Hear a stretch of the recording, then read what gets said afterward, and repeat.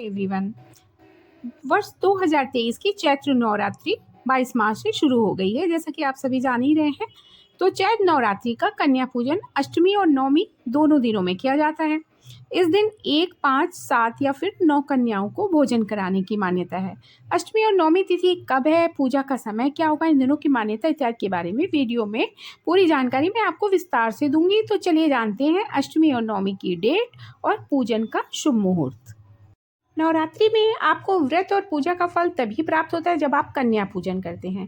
कन्या पूजन का महत्व उतना ही है जितना व्रत रखने का या फिर पूजा करने का होता है।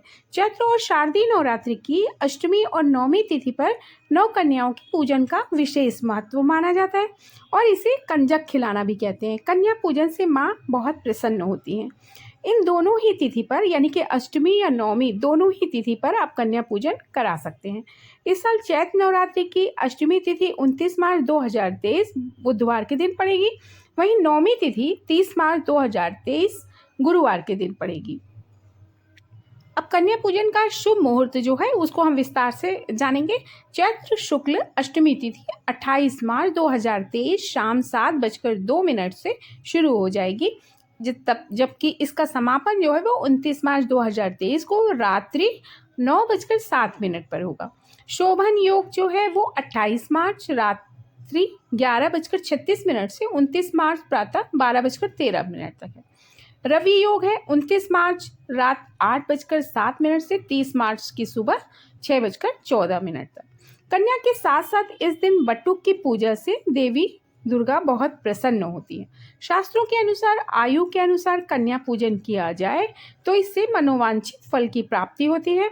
एक और देवी दुर्गा के रूप में 2 से 10 वर्ष की कन्याओं का पूजन करने का विधान है और 2 वर्ष की कन्या को कुमारी, 3 वर्ष की कन्या को त्रिमूर्ति, 4 वर्ष की कन्या को कल्याणी, 5 वर्ष की कन्या को रोहिणी और 6 वर्ष की कन्या को कालिका कहते हैं। 7 वर्ष की कन्या को शांभवी तथा 8 वर्ष की कन्या को सुभद्रा कहा गया है।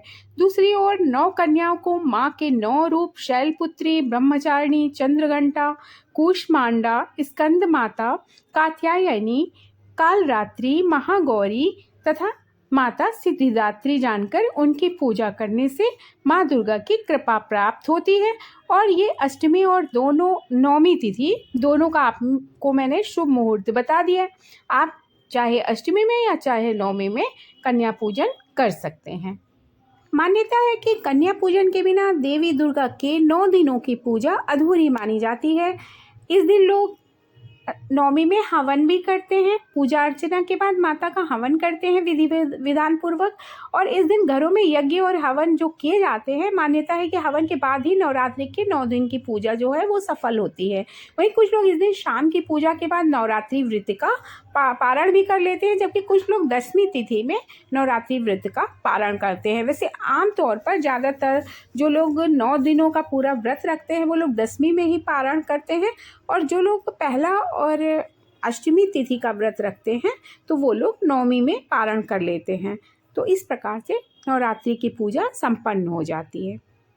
अगर आपको मेरा वीडियो पसंद आया हो तो इसे लाइक कीजिएगा, शेयर कीजिएगा और मेरे चैनल को सब्सक्राइब कीजिएगा। नमस्कार।